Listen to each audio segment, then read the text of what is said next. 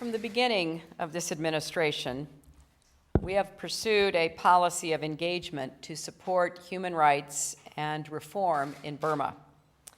We knew that the challenges were great, but we also believed that a new approach was needed to support the aspirations of the people. And this week, the government and the people made further progress in advancing those aspirations.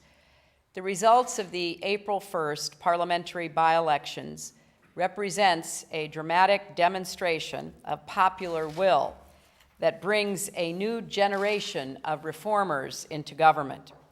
This is an important step in the country's transformation, which in recent months has seen the unprecedented release of political prisoners, new legislation broadening the rights of political and civic association, and fledgling process in internal dialogue between the government and ethnic minority groups.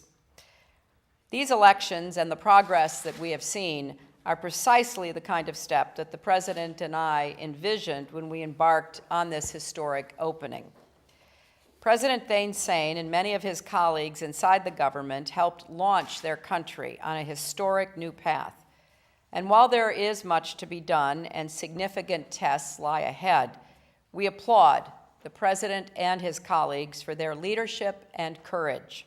And we congratulate Daw Aung San Suu Kyi for her election to the Parliament, as well as the election of many of her colleagues. The United States is committed to taking steps alongside the Burmese government and people as they move down the road of reform and development.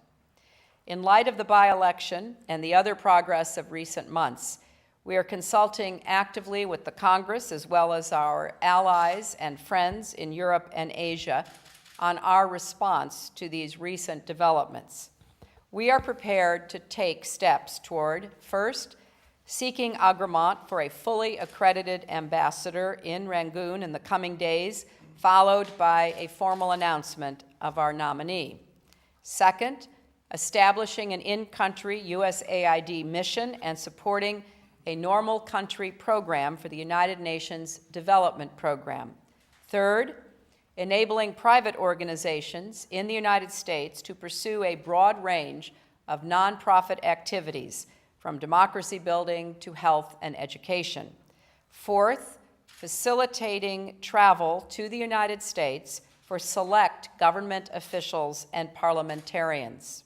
And fifth, beginning the process of a targeted easing of our ban on the export of U.S. financial services and investment as part of a broader effort to help accelerate economic modernization and political reform.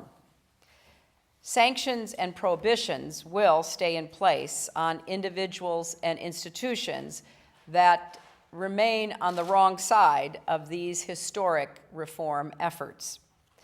Now, this reform process has a long way to go.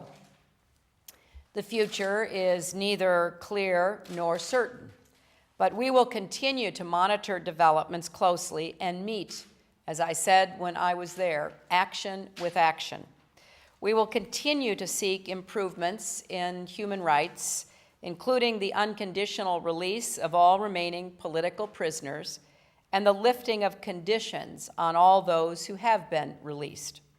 We will continue our support for the development of a vibrant civil society, which we think will greatly add to the reform of the economy and society.